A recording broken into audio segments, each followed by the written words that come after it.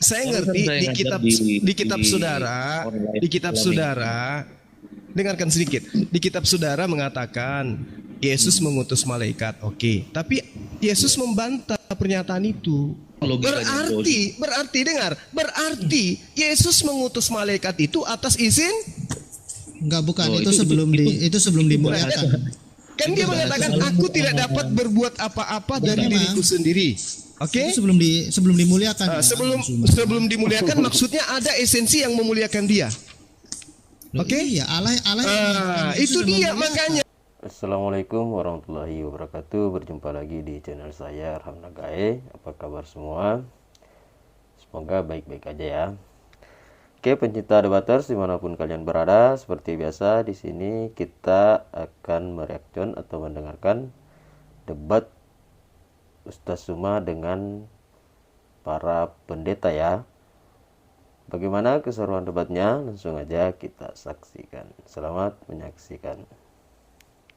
Menerima wahyu dengan cara apa? Langsung bro, dari Allah. Loh, melalui kalau langsung kenabian. kenapa dia mengatakan aku tidak bisa berkata-kata dari diriku sendiri? Loh iya dari Allah. Berarti dia menerima dari Allah. Nah ini yang saya tanya, metode yang digunakan dari Allah itu seperti apa? Seluruh nabi menerima langsung dari Allah. Makanya Yesus itu jabatan nabi, imam, dan sang raja. Itu Al-Masih. Mesias di dalam sejarah Israel itu tiga jabatan itu. Nah, raja adalah Mesias, imam adalah Mesias, nabi adalah Mesias. Inilah yang menyebutkan kami di sini teman-teman Muslim, karena Mesias itu pengusap. Kami bingung, repot kalau begini. Ya terus apa masalahnya? Yang saya tanya apa? Kenapa larinya ke pengusap? Yang saya tanya, Yesus berkata, aku tidak dapat berkata-kata dari diriku sendiri. Lalu kemudian nah justru itu saya tanya, dengan cara apa Yesus menerima firman? Metode firman datang kepadanya itu melalui apa? Allah itu kalau lewat nabi langsung bro, tidak lewat malaikat. Ya ampun, astaga. Oke, mana ceritanya? Maksudnya Allah sang Bapa turun ke bumi gitu, bertemu Yesus. Sudah? Iya, maksudnya gitu. Jawab. Ini kan ada sumber firman. Sumber firman kan ada tuh. Sumber firmannya itu dari Bapa. Yesus penerima firman. Nah, firman ketika disampaikan oleh Bapa ke Yesus itu melalui apa? Mimpi. Ya. Jadi gitu. Melalui mimpi. Benar, ketika Yesus sebagai Mesias ini pun dia harus diuji. Ya, dia mengosongkan dirinya, dia memiliki kesadaran kehendak kemanusiaan yang sepenuhnya. Tetapi kehendaknya dia selalu tunduk, selalu taat, tidak lebih tinggi dari kehendak keilahiannya. Jadi kalau melihat Yesus dikatakan sang firman, jangan dikatakan firman ini sedang bermain-main dengan orang-orangan sawah atau remote control seperti robot, tidak. Jadi yang dimaksud apa yang saya tanya? Sebentar dulu, sabarlah. Ketika dikatakan firman menjadi manusia, bukan berarti firman itu meninggalkan Allah Bapa, tidak. Yang dimaksud adalah firman menjadi manusia adalah Mesias yang dijanjikan itu. Mesias ini punya kesadaran manusia sepenuhnya untuk diuji. Makanya dikatakan di dalam dirinya, di dalam jasmaniahnya terdapat kepenuhan kealahan. Nah, tapi bukan berarti kealah Bapaan yang di situ. Jadi Yesus ketika menerima firman dari Allah Bapa, dia berkomunikasi dengan Allah Bapa dan memperkatakan itu. Iya, komunikasinya ini maksudnya komunikasi seperti apa gitu? Pakai HP, SMS. Banyak sekali Yesus yang mencontohkan dia berkomunikasi yang bisa dilihat oleh orang lain ketika dia berdoa. Nah, berdoa. Terus apa lagi? Yesus berdoa, kemudian wahyu datang. Dengan cara apa wahyu itu datang? Jelas di situ udah walau alam gitu loh. Saya ingin katakan begitu. Masa saya di sini ngajar kamu Alkitab, bro? Nah, sekarang begini, Yesus menerima wahyu dengan cara apa? Itu yang Anda belum jawab. Kalau udah Aderion baliklah, ini capek saya ngomong. Angkat tangan, nyerah, mundur. Jangan langsung ke topiknya aja, nggak usah ke sana ke sini blunder gitu loh. Blunder, betul, blunder. Blunder Bang Cuma ini harusnya jangan. Jadinya blunder. Nggak apa-apa kalau memang abang nggak terima. Coba Pak Simak. Saya udah dijelaskan bolak-balik. Maksudnya Yesus itu kan, dengar, Yesus tidak bisa berkata-kata dari dirinya sendiri. Berarti ada sumber penyampaian berita yang datang kepada dia. Itu yang saya tanya. Memang. Memang. Itu Anda sudah akui. Nah sekarang Yesus terima firman suaranya dari gede, mana? Jasin, suaranya gede, kurang gede, Jasin. Firman itu dari mana datangnya? Yesus dengan Firman yang ke Allah Yesus Bapa itu sebagai pemimpin. begini. Saya melihat Lukas, Markus, Matius dan semuanya itu enak kali dia. Apapun seenak perut dia nulis. Tapi kok Yesus berat kali Anda menjawab. Seperti apa metode yang Yesus terima ketika menerima firman? Anda tidak punya jawaban. Tapi kalau Lukas, nulis selancar itu kalah Yesus. Dari Bapa, astaga. Iya, dengan cara apa Bapak menyampaikan firman ke Yesus? Langsung kepada Yesus seperti nabi-nabi Langsung lain. maksudnya langsung dari Bapak ke Yesus itu maksudnya gimana? Nah, Bapak turun ke bumi. Nabimu nggak pernah terima langsung dari Allah ya? Saya bingung jadi. Enggak, jangan ke situ. Udah final tadi. Sekarang Bapak menyampaikan firman itu ke Yesus dengan cara apa? Bapak turun ke bumi gitu? Jadi gimana cara penyampaiannya? Kupingnya Yesus memanjang sampai ke langit ketujuh atau gimana? Ini Nabi Israel tidak menerima wahyu dari Alkitab. Allah langsung berfirman. Malaikat datang kepada Abraham, malaikat datang kepada Musa, malaikat datang kepada semua nabi. Yesus ini gimana ceritanya? Terima wahyu kayak mana caranya? Ada lewat malaikat, ada berfirman langsung. Malaikat ada berfirman langsung. Terus apa lagi? Lu kan tadi saya sudah bilang bisa berupa kata-kata. Saya bantu tambahkan, Bang Justin. Bang Ciki. Ya, langsung. Jadi gini, silakan. kegagalan berpikirnya adalah menilai Yesus itu dari kemanusiaannya aja. Itu titik poin yang paling penting ya. Ya, jadi dinilai dari sisi apanya Yesus itu? Oh iya, sabar brother, jangan terlalu ngegas gitu sama saya, slow aja. Gini. Lebih parah nanti kalau saya tanya sisi keilahiannya nanti. Ayo.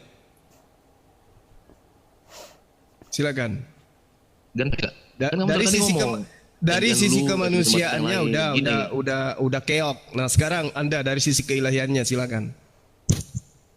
Dari sisi kemanusiaan udah keok gimana? Kamu nggak tahu apa-apa tentang Yesus. Lah Yesus tadi nggak diceritakan terima wahyu dari mana? Sebentar dulu Bang Cuma ini dari tadi ngomong terus. Biar gantian dulu yang kamu lain. mengimani Taurat dan Injil, tapi Taurat Injil yang halu. Jadi kamu menyalahkan kami terus.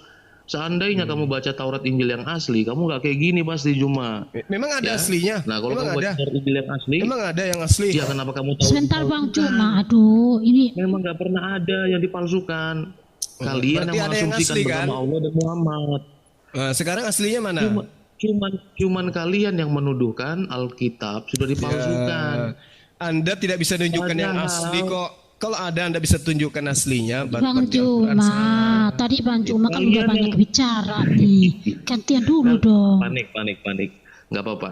Jadi kalian yang menuduhkan, seharusnya kalian yang membuktikan. Itu dia. Terbukti yang ada di tangan kalian itu bukan Torahnya Musa. Itu udah valid itu.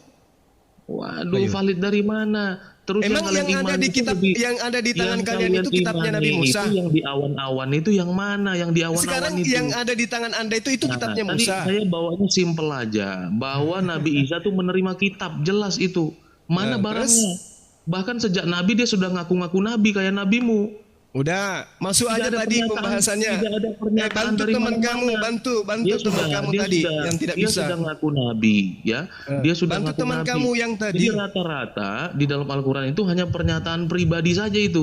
Tidak ada yang menyaksikan. Siapa yang bisa dikonfirmasi itu? Nggak ada. Gitu loh. Nah, Yesus yang menerima firman dari Tuhannya itu dengan cara apa? Ya, makanya saya bilang itu gagal pahammu dari awal ketika kamu menilai Yesus itu manusia biasa seperti nabimu. Itu repotnya.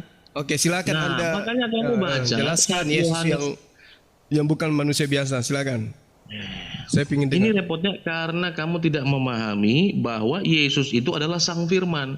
Kalian menilai Sang Firman hanya kata-kata itu. Ya, itu repotnya di situ. Itu masalah besar itu. Jadi Sang Firman itu maksudnya Yohanes 8 ayat 42, kata Yesus kepada mereka, jika jangan dipotong dulu. Aduh, ini orang dibilangin. Jelasin dulu. Sang Firman itu maksudnya apa? Sabar brother. Kamu kan dari tadi ngomong Sang Firman bebas. adalah ngomong gereja itu Iya, tempat dari tadi dia bicara penipuan. Ya kan? terus. Saya nggak ada balas itu, karena memang kalian selama Islam bebas menghina, tenang aja. Ya, saya baca dulu. Yohanes Sang firman 8 adalah Aduh. Yohanes 8:42, kata Yesus kepada mereka, "Jikalau Allah adalah Bapamu, kamu akan mengasihi aku, sebab aku keluar dan datang dari Bapa." Tolong pahami ini baik-baik. Oke. Kalau kalian nggak ngerti ini memang, ya. Kalau kamu tadi tanya kepada siapa nih, Bang Justin, tentang bagaimana proses pewahyuannya, secara keilahian dialah Sang Firman itu. Tetapi secara daging, bagaimana Sang Firman mau menyatakan keilahian kepada manusia kalau dia tidak menyatakan diri sebagai manusia? Sesimpel itu. Kamu bagaimana proses pewahyuan? Bagaimana loh? Secara keilahian dia Allah sejati, Sang Firman itu. Secara manusia dia manusia sejati. Makanya dia katakan di dalam kedagingannya bahwa aku tidak dapat berbuat apa-apa dari diriku sendiri. Karena yang mereka melihat Yesus itu adalah kemanusiaannya. Tetapi Yesus acap kali mengatakan bahwa kalau kamu telah melihat aku, engkau melihat Bapa yang telah mengutus aku. Apakah artinya Bapa itu manusia? Ya tidak ada orang Kristen yang seprimitif itu. Maka kalau kamu lihat aku, kamu melihat Bapa. Artinya karya Kristus yang dikerjakan oleh Bapa yang mengutus Yesus. Yang dalam konteks utusan ini adalah Yesus sebagai penyampai dagingnya ini, manusianya ini, sebagaimana kamu meyakini Al-Quran adalah sebuah kitab benda, ya, yang ada di tanganmu itu yang kamu yakini 100% sebagai firman Allah. Kalau terbakar bukan berarti firman Allah itu terbakar di langit. Yesus dalam konteks penyampaian dia adalah seorang nabi karena dia datang sebagai daging. Tetapi dalam konteks keilahian dia Allah sejati. Itu semudah itu orang Kristen memahami. Engkau melihat aku, engkau melihat Bapa. Bagaimana mungkin dalam kemanusiaan Yesus, Yesus juga pernah mengatakan bahwa aku mengadili, aku memberi upah, aku mengutus malaikat, aku memberi hidup kekal. Kalau dalam konteks dia sebagai manusia, nonsense, tidak mungkin. Nah, makanya kalau kita melihat pribadi Yesus dan setiap para rasul menganalisa perkataan Yesus, mereka sudah paham bahwa Yesus adalah Sang Mesias. Dan bahkan semua penafsir Alkitab bisa mengerti bahwa Yesus dalam hakikatnya sebagai manusia dan hakikatnya sebagai naturnya sebagai manusia dan naturnya sebagai ilahi itu dapat betul-betul dimengerti. Secara daging dia tidak pernah kekal itu. Secara keilahian dia kekal dan tidak butuh apa-apa. Ya, nah maka itu perlu dipahami.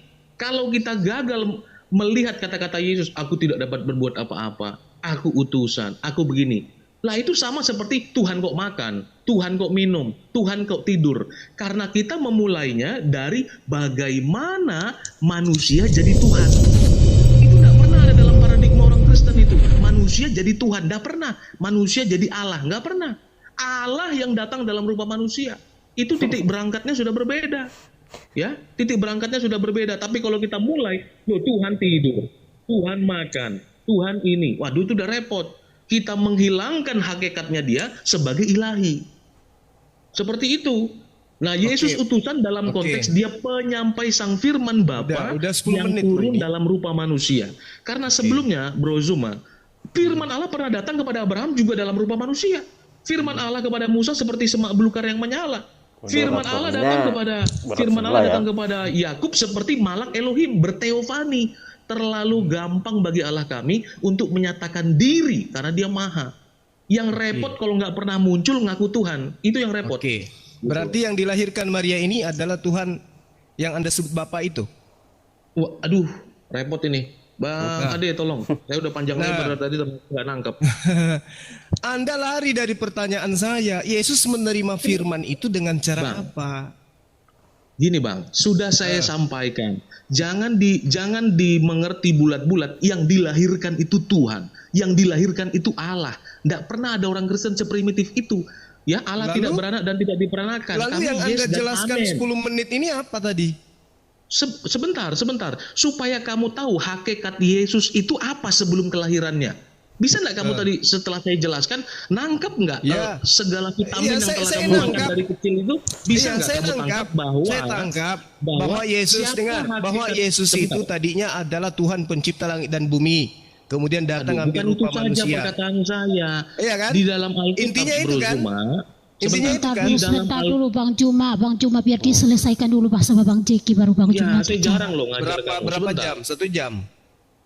Sebentar, saya jarang Silakan, Bang ngajar Cucu. kamu supaya kamu paham ya bahwa Sombong, kamu harus ditanya sepele nggak dijawab, cuman keluar-keluar aja. karena penyakitmu udah terlalu parah. Saya harus Enggak, ngobatinnya dari awal itu. sederhana pertanyaan saya, tapi kamu membantahnya dengan Bukan dogma sederhana. gereja. Nggak laku bagi Pertanyaan saya begini, doktrinmu sebentar. itu. Nggak laku. Sebentar, Bang bro. Cuma, Bang Cuma Makanya, sudah. ya, inilah Sebentar yang dulu. merusak kamu di majelis-majelis masjidmu. Ini yang bikin otakmu rusak juga gitu loh. Jadi kamu dengar saya dulu. Apa yang Supaya saya dengarkan kamu mengerti. barusan, Tuhan datang dalam rupa manusia. Sebagai manusia dia tidak mampu melakukan apa-apa. Ya kan? Dan dia Sebentar adalah Tuhan dulu. itu sendiri. Betul kan? Ini ajaran dari mana kamu dapatkan? Siapa yang Jangan ngajarin panasan, kayak brother. gitu? Kalau sudah mau mengerti itu jangan langsung Saya marah lucu, gitu loh. justru geli gitu. Dari mana kau dapat pelajaran seperti itu? Kalau sudah mau mengerti jangan langsung marah. Paling tidak kamu terima dulu, renungkan. Jangan langsung ditolak. Enggak. Doktrinmu nggak laku bagi saya, kawan. Yang Ya, saya makanya, tanya, di sini yang saya diskusi tanya kita, apa? Ini berbicara mengenai firman. Bagaimana cara Yesus menerima firman? Anda malah bro. masuk ke dalam Ya, konsep supaya daripada ini, konsili. Bro Zuma, 100% supaya kamu tahu Tuhan, 100% hakikat manusia. Yesus itu. Itu di gereja, sebentar. bro.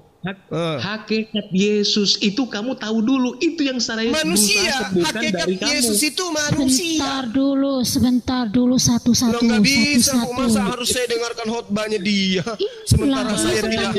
kan Bang Cuma udah banyak bicara loh. Tadi Bang Cuma udah banyak bicara. Loh, saya tadi Dengarkan. itu tanya jawab, Bu. Ini sekarang apa? Saya kan Sudah. bertanya, tapi Iya, dia nggak tahu, Bang. menjawab pertanyaan saya. Tadi Bang Cuma tadi udah banyak bicara. Sekarang gantian dong. Kami yang Ya tapi Ibu menyampaikan. arahkan dong. Saya kan bertanya dengan cara apa Yesus menerima firman? Apa yang dia jawab? Iya, makanya Yesus- didengarin dulu. Gini, Makanya didengarin gini. dulu biar Tadi- dijelasin. Tadi Bang Justin sebenarnya sudah lengkap sekali menjelaskan kepada saya. Dia Heran. tidak ada menjawab apa-apa. Yesus tidak menerima firman dengan cara apa? Coba, dia cuma mengatakan melalui malaikat. Berarti repot ini repot. memang repot karena Yesus itu adalah Karena kamu manusia, dia tidak nabi yang Anda Tuhankan, makanya repot. Salah, ya itu kesalahanmu. Repot Anda. Jadi kesalahanmu tuh berusaha saya benarkan dulu. Mau dengar dulu nggak sedikit supaya agak lebih berbeda gitu loh. Begini, saya diskusinya. tanggapi dulu pernyataan saudara yang lama itu. Saya tanggapi dulu.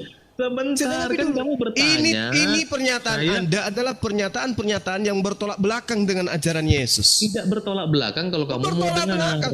Aku tidak berkata-kata dari diriku sendiri. Lalu dari mana perkataan itu? Ya, saya jelaskan ya. Mau duduk Oke, diam dari dulu. mana? Sekarang mohon diam. Iya, Oke. Dengarkan Bang Cuma pertanyaan sekarang saya. mohon diam. Yesus mohon yang diam. adalah Iya, datang sudah, kepada sudah. Bani Israel tidak dapat berkata-kata dari dirinya sendiri. Lalu Oke, mohon perkataan-perkataannya diam. itu dari mana? Oke, sudah. Iya, dua sekarang Bang paham Cuma ya. dia biar dijelasin ya. Mohon jangan dipotong ya Pak ya. Oke. Slow. Dari mana ya? Oke, silakan. Oke, jadi begini, itulah tadi yang saya mau jelaskan dan sudah dijelaskan sama Bang Justin. Saya ini hanya mengulang dengan bahasa yang lebih mudah karena mungkin kami harus menurunkan grade kami untuk menjawab kamu. Dari Bahwa mana? Yesus itu Tadi udah dibilang jangan dipotong. Aduh, ini Enggak, dia masalahnya dia framing, Bu. Dia tidak menjawab, framing? malah dia framing. Mana framing? Malah dia Itu kan- merendahkan. Dia merendahkan karena ketidakmampuannya kamu menjelaskan, saja. dia merendahkan. kamu saja dari tadi merendahkan orang, merendahkan Alkitab, gereja. Tadi kan Saya Anda diam. bicara bilang Tuhan saya katakan kamu apa? yang Barusan manusia. sedikit kamu sudah Saya kayak katakan anak apa? PAUD. Juma. Sekarang Yesus menerima firman dari mana? Aku tidak berkata-kata dari diriku sendiri. Lalu dari Iya, mana makanya perkataannya? diam. Makanya diam biar dijelasin, jangan potong. Lalu dari mana perkataan itu? Dari mana? Itulah yang tadi saya mau jelaskan dari tadi dan Bang Tapi Justin Anda sudah tidak katakan. jelasin itu. Anda tidak jelasin. Anda hanya menjelaskan Ih, kok Yesus kayak manusia, gini Yesus ya Tuhan. dia? Kok panik sih tiba-tiba saya ngomong tuh langsung Iya, ambiar iya, gitu. iya. Udah. Tiba-tiba Oke, dia silakan potong. Anda jelaskan. Oke, saya diam. Saya jelaskan dengan dalil ayat Alkitab, tapi tolong Bang Cuma dicatat ya Bang ya, didengerin Oke, ya. silakan. Oke ya, kita bicara tentang kenabian Kristus karena Bang Zuma kan berusaha membawa kepada konteks itu bagaimana Yesus itu menerima firman ya. Kita buka di Lukas, sebentar ya, saya mesti buka catatan. Yesus sendiri menyebut dirinya adalah nabi ya, Lukas 13 ayat 13. Ini kita dialog lah ya, nggak usah debat. Lalu ia sebentar ya, Lukas 13 ayat 33, sorry. Tetapi hari ini dan besok dan lusa aku harus meneruskan perjalananku. Sebab tidaklah semestinya seorang nabi dibunuh kalau tidak di Yerusalem. Ini perkataan Yesus terus ya. Perkataan Yesus langsung. Kemudian bagaimana kenabiannya itu? Apakah benar dia membawa pesan atau wahyu dari Bapaknya? Kita buka di Yohanes 8 ayat 26 ya. Sampai 28. Lalu mendaratlah Yesus dan Yohanes 8 ayat 26 sampai 28 ya. Banyak yang harus kukatakan dan kuhakimi tentang kamu, akan tetapi dia yang mengutus aku adalah benar, dan apa yang ku dengar daripadanya itu yang kukatakan kepada dunia. Mereka tidak, lalu perkataan muridnya ya, mereka tidak mengerti bahwa ia berbicara kepada mereka tentang Bapa. Maka Yesus berbicara, apabila kamu telah meninggikan anak manusia, barulah kamu tahu bahwa akulah dia, dan bahwa aku tidak berbuat apa-apa dari diriku sendiri, tetapi aku berbicara tentang hal-hal sebagaimana diajarkan Bapa kepadaku. Saya buka dalilnya ya, kita Yohanes 12 ya, kita perbanyak dalil ya. Yohanes 12 ayat 49. Sebab aku berkata-kata bukan dari diriku sendiri, tetapi Bapa yang mengutus aku, dialah yang memerintahkan aku untuk apa? Mengatakan apa yang harus aku katakan dan aku sampaikan. Kemudian di ayat 50, dan aku tahu bahwa perintah Bapa itu adalah hidup yang kekal. Jadi apa yang aku katakan, aku menyampaikannya sebagaimana yang difirmankan oleh Bapa kepadaku. Masih banyak dalilnya Bang. Kalau mau lagi nggak apa-apa. Tapi intinya penegasan bahwa Bapa menyampaikan sesuatu kepada Yesus itu keniscayaan terkait jabatan kenabian Yesus. Itu. Nah, kita nggak masalah membahas Yesus dalam konteks kenabiannya, kami sangat bersyukur. Tetapi sebenarnya tugas kami tidak hanya menjelaskan kesang nabian Yesus, tapi juga kesang imaman dan kesang rajaan Yesus. Tetapi topik yang paling disukai Muslim tentu yang kesang nabiannya, karena premis Islam kan memang Yesus adalah sekedar nabi. Dari saya itu dulu, silakan Bang Suma ya. Oke, baik. Nah, data yang Anda sebutkan Yohanes 8, Yohanes 12, di situ sangat jelas Yesus mengatakan menerima firman. Sementara yang saya tanya, dengan cara apa firman itu datang kepada Yesus? Itu kan pertanyaan saya tadi. Sebagaimana saudara Aderion bertanya kepada saya pertanyaan yang sama. Dengan cara apa kemudian firman Bapa itu datang kepada Yesus? Itu difirmankan oleh Bapa Bang, Yohanes 12 ayat 50. Bagian bagian terakhir. Iya, saya ngerti. Berarti Bapa yang kemudian berfirman kepada Yesus. Dengan cara apa dia berfirman? Apakah Bapa yang turun ke bumi? Langsung banget di sini tidak dikatakan. Directly Bang. Ibrani 1 jelas tuh. Langsung. Ibrani 1 ya ada. Tapi kan dikatakan dalam kitabnya orang Yahudi. Benarkah Tuhan akan datang ke atas muka bumi ya bersama dengan manusia? Sesungguhnya langit, bahkan langit yang menaungi segala langit pun tidak dapat memuat Tuhan. Biarkan Bang, biarin Bang. Bang Suma, saya bacakan satu ayat Ibrani 1 ayat 2 nih. Aderion, saya jadi ingat Aderion karena dia sering katakan ini. Ibrani 1 ayat 1 dan 2. Setelah pada zaman dahulu Allah berulang kali dan dalam berbagai cara berbicara kepada nenek moyang kita dengan perantara nabi-nabi, maka pada zaman akhir ini ia telah berbicara kepada kita dengan perantaraan anaknya yang telah ia tetapkan sebagai yang berhak menerima segala yang ada oleh dia. Allah telah menjadikan alam semesta. Jadi di sini ada dua hal yang ingin dikatakan. Di sini ada perantaraan nabi-nabi. Loh, lalu bagaimana? Yesus kan nabi. Di ayat 2 dikatakan dia bukan nabi yang biasa gitu ya, implisit ya. Dia disebut sebagai anaknya. Nah, Allah disebut Bapa karena dia memiliki firman. Bahkan sebelum ada Yesus Kristus, firman sudah disebut dengan anak. Jadi yang dimaksud dengan anaknya adalah sang firman itu. Jadi kenabian Yesus di dalam dimensi kemanusiaannya sebenarnya pernyataan langsung dari sang firman itu. Tetapi firman itu dalam kesetaraannya tidak menganggap kesetaraannya sebagai milik harus dipertahankan, tapi mengosongkan diri. Tetapi melalui kesangfirmanan Yesus Kristus, Allah ingin menyatakan sesuatu yang sangat penting, yaitu keselamatan umat manusia. Memulihkan segala sesuatu yang sudah dirusak oleh Adam dan oleh iblis. Jadi sudah jelas ya bahwa Allah berbicara langsung melalui anaknya yang tunggal, yaitu firman-Nya yang tunggal. Demikian. Oke, jadi gini teman-teman. Di dalam kitabnya orang Yahudi, benarkah Tuhan akan diam bersama dengan manusia di atas bumi? Sesungguhnya langit, bahkan langit yang mengatasi segala langit pun tidak dapat memuat engkau. Terlebih lagi rumah yang kudirikan ini, apalagi tubuhnya Yesus. Tapi Anda mengatakan Bapak bicara langsung. Maksudnya apa? Sementara Yesus sendiri mengatakan, aku tidak berkata-kata dari diriku sendiri. Berarti ada penyampaian firman kepada Yesus.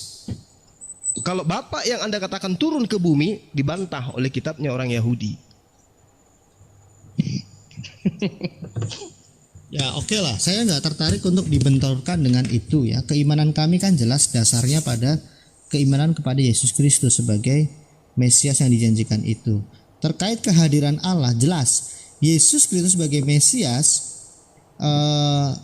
memenuhi nubuatan yang diserukan oleh Nabi Yeremia dan Yeskiel yang berseru kepada Allah, kapan rohmu kembali hadir di tengah-tengah umatmu.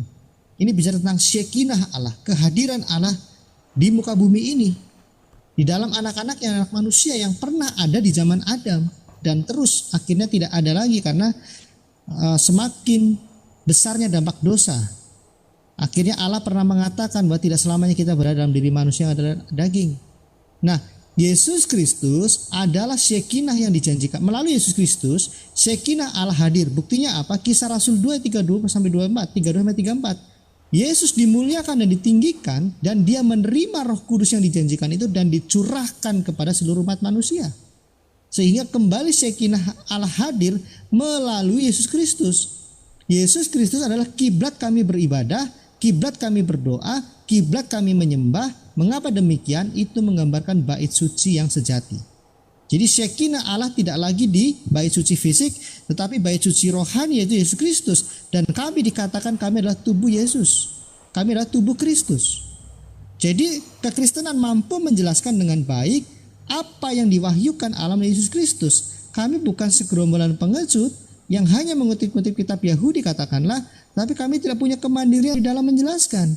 Kitab suci perjanjian baru, para rasul dan gereja bukti bahwa kami punya kemandirian di dalam memahami iman kami. Terlalu sempit jika dikatakan iman Kristen adalah berdasarkan keimanan yang sifatnya doktrinal atau dogmatis. Tidak. Terima kasih. Oke. Jadi di dalam Matius 10 nomor 32, ini doa Yesus loh ya. Bapakku yang ada di surga. Dia berada di surga selama-lamanya, dia berada di tempat yang tinggi. Jadi kalau Anda mengatakan Yesus itu turun ke bumi, membantah dalil yang ada dalam 2 Tawarik tadi, ya, berarti memang Kristen ini sesuai dengan pernyataan saya. Kalian itu beda dengan pengajaran Yesus, beda. Kristen beda, Yesus mengajarkan beda. Ini terbukti nih. Yesus mengatakan aku tidak berkata-kata dari diriku sendiri. Oke, berarti ada yang memberikan firman kepada dirinya. Ada yang memberikan firman. Anda tidak bisa kemudian menjelaskan dengan cara apa Yesus menerima firman, kecuali Anda mengatakan Yesus adalah firman itu sendiri. Tapi faktanya dia masih menerima firman. Berarti bukan firman itu sendiri Yesus itu. Dia hanya nabi sesuai dengan apa yang Anda jelaskan. Artinya kalau Yesus hanya nabi, berarti dia hanya menerima firman. Yang menjadikan kemudian sembahan itu di luar daripada konsep pengajaran Yesus itu sendiri.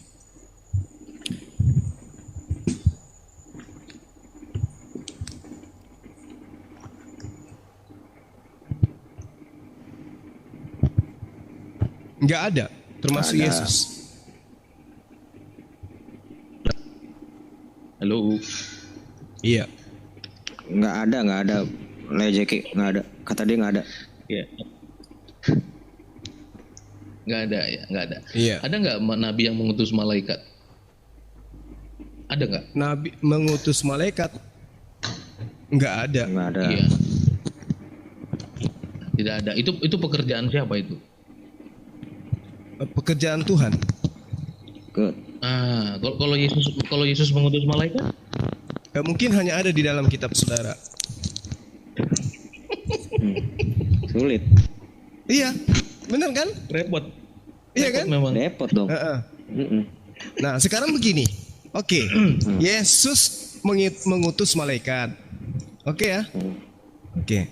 Nah, sekarang coba kesaksian Yesus. Matius 5 nomor 36. Apa yang dikatakan oleh Yesus?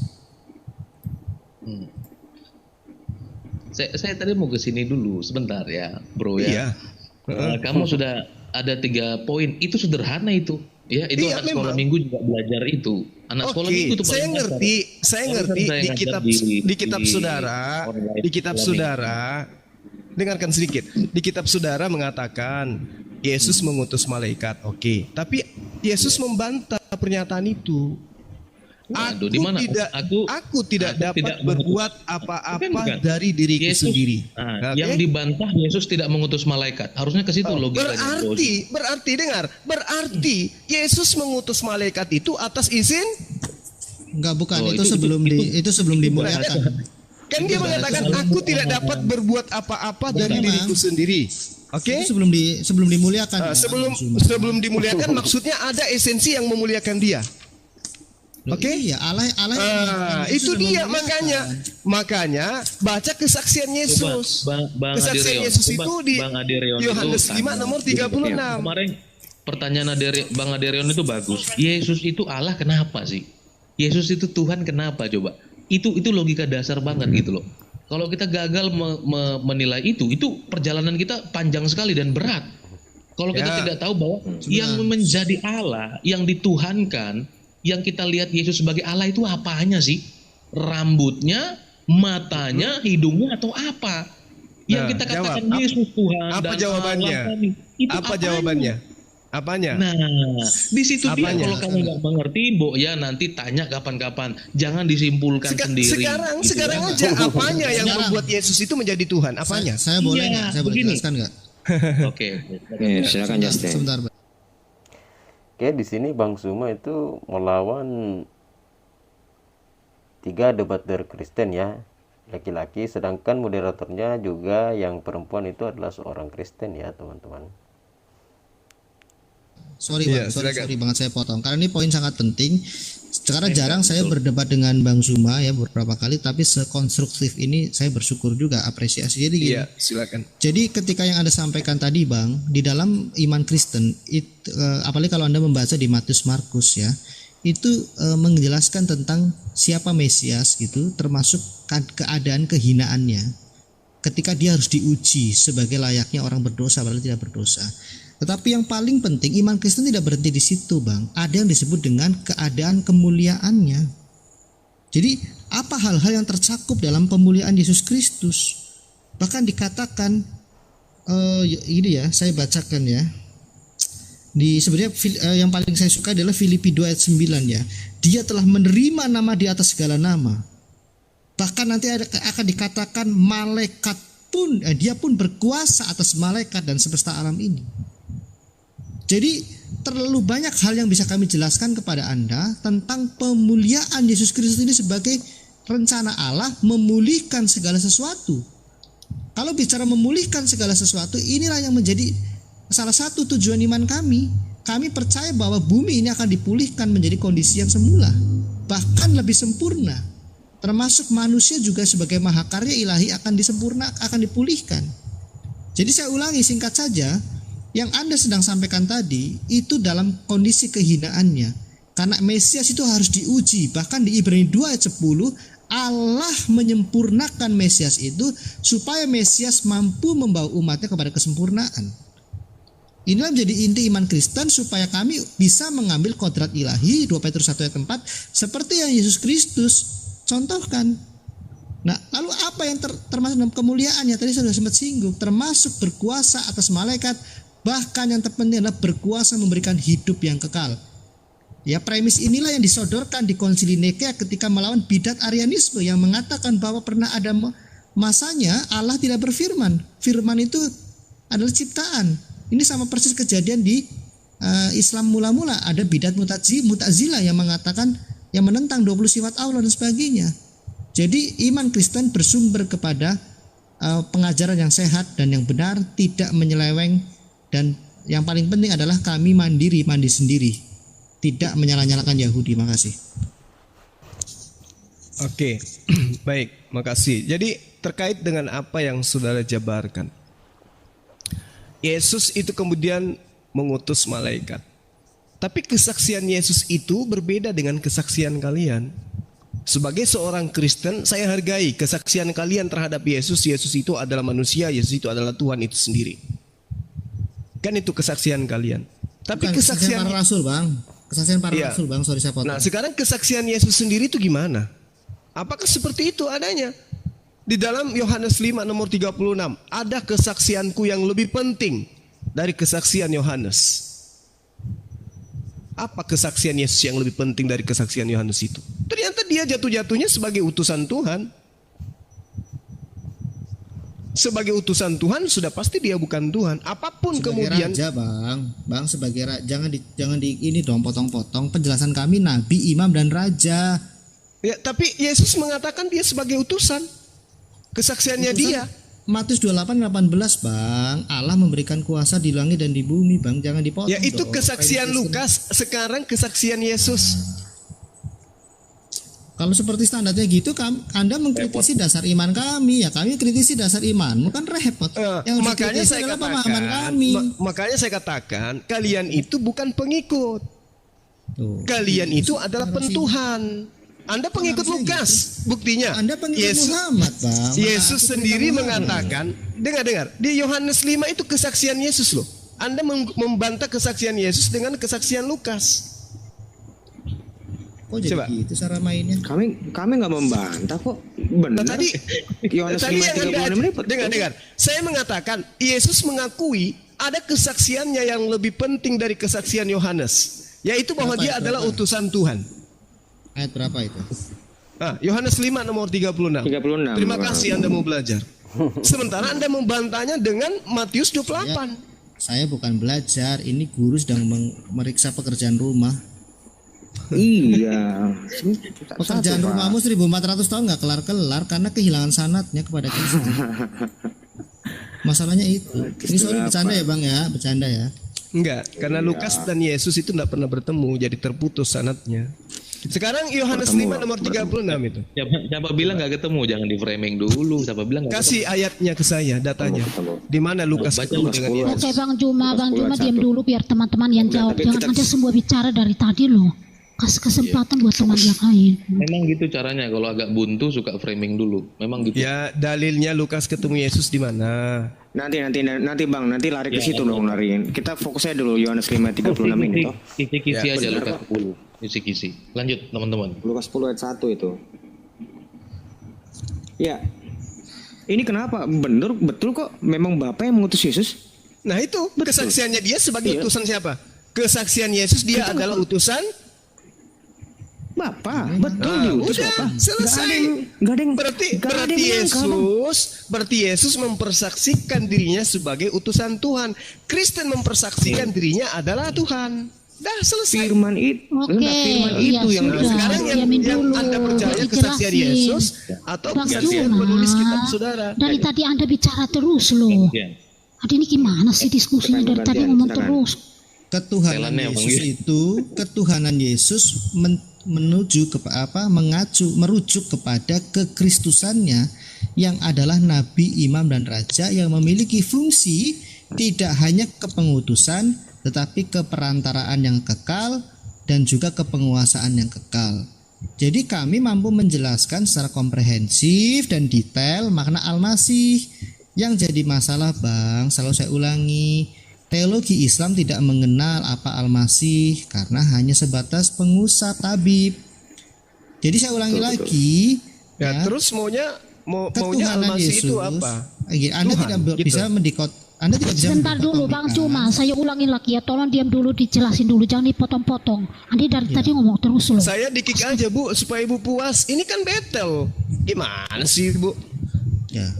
Jangan buat akun kalau nggak mau melihat perdebatan di dalam. Ibu gimana? Iya tapi kan tadi udah bicara terus. Ini kan gantian. Mereka nggak Kan bicara mintanya dari mau tadi. dijelasin. Mereka Kan diam-diam ada minta aja gitu. dijelasin. Saya sendiri loh di sini. Ya, tapi kan yang kita bahas kan kitab kami. Jangan Ya udah kan melebar tadi kemana-mana. terkait dengan Al-Quran kan sudah. Ya sudah. Nah, kalau sudah merasa, kalau kita sudah merasa udah selesai, ya udah kita bubarkan gitu. Ya terakhir. Ya di sini kita dengarkan moderatornya berat sebelah ya. Dia lebih membela debater dari Kristen ya dibanding Bang Suma.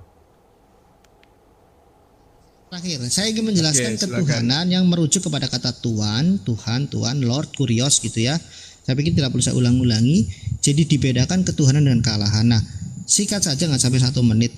Ketuhanan Yesus Kristus merujuk kepada kekristusannya.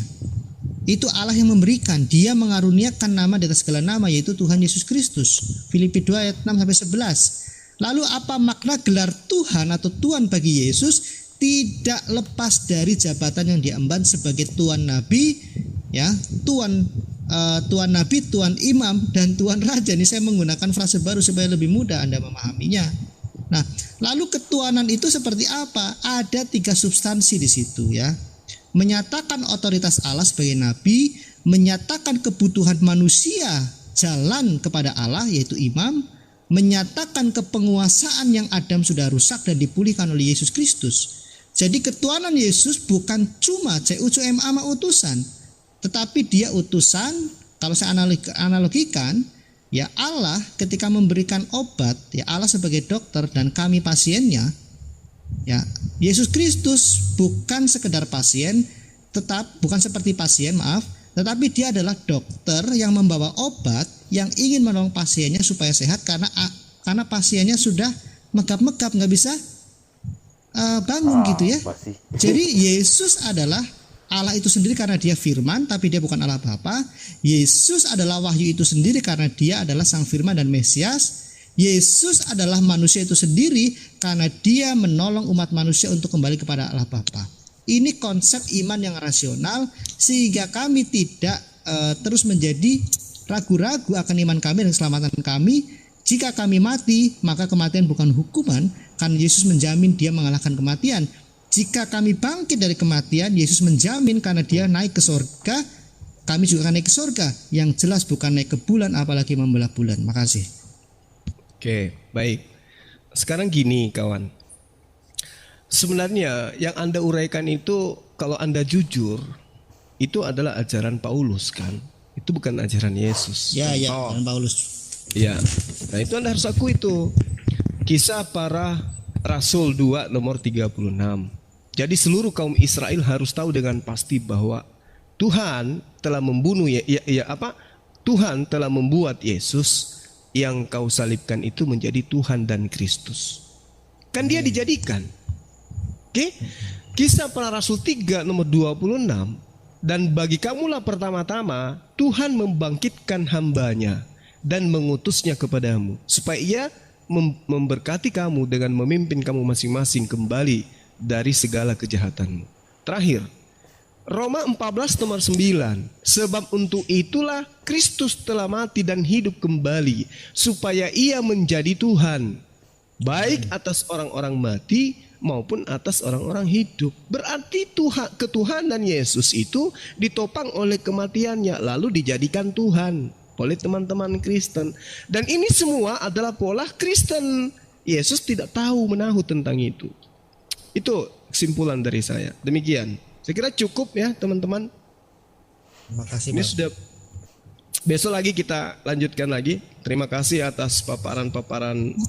Terima kasih ya Bang Cuma ya. Ibu juga saya minta maaf. Ibu Sorry Noni. ya kemarin-kemarin ya Bang Cuma ya. Sorry ya kemarin-kemarin ya. Ya, apa-apa Bang, apa-apa ya. ya. Biasalah itu dalam debat agama. Yang penting kita tetap saling membantu negara kita untuk lebih maju. Ya, Dialog agama memang terkadang kita emosi, terkadang kita terpancing. Itu wajar lah itu. Itu manusiawi. Ya, saya minta makasih, maaf. Bang. Pribadi Jangan saya pernah minta berhenti. maaf. Pertanyaan tentang Alkitab Bang, kami sedang menjelaskan Bang. Makasih. Oke, baik, terima kasih. Ya, terima kasih dan terima saya kasih, minta Bang maaf. Cuma, iya. Ibu Noni utamanya, mohon maaf saya akan belajar untuk mengecilkan suara saya. Terima kasih ya teman-teman, saya pamit. Oke, siap Bang. Salam NKRI. Oke Bang. Salam Bang, siap Bang. Oke. Wah, seru. Tapi Si Bang Juma tuh bisa keras suara ya? Kencang banget, makanya itu aku suaranya kencang banget kayak suaranya. pakai soundcard ya. Iya itu gimana sih? kita kan pakai handphone nih. Kupingku sakit Pakai soundcard, pakai soundcard. Headset itu mah. Pakai soundcard terus gimana tuh? Disambungin sama Dihubungin. headsetnya ya yang bagus. Iya. Dia pakai songkat jadi dia sendiri suara yang gede. Rian ya, dia mau diruqyah. Aku izin turun dulu ya. Izin turun dulu Bu ya, Pak Jack, yang lain makasih. Pak Turek. Oke, Bang. Makasih Bang Justin. Iya, terima kasih ya Bang. Iya. Oke, pencinta debater, setelah tadi debat antar Ustaz Suma dengan debater Kristen ya. Yang mana pertanyaan Ustaz Suma itu adalah bagaimana Yesus menerima wahyu ya. Dan kita dengarkan debater dari Kristen. Ya, jawabannya tidak jelas ya kalau menurut saya. Oke, dan moderatornya juga saya kira berat sebelah ya. Dia lebih memilih pihak debaters dari Kristen ya. Oke, sekian dulu video dari saya. Semoga bermanfaat. Jangan lupa like dan subscribe. Terima kasih. Assalamualaikum warahmatullahi wabarakatuh.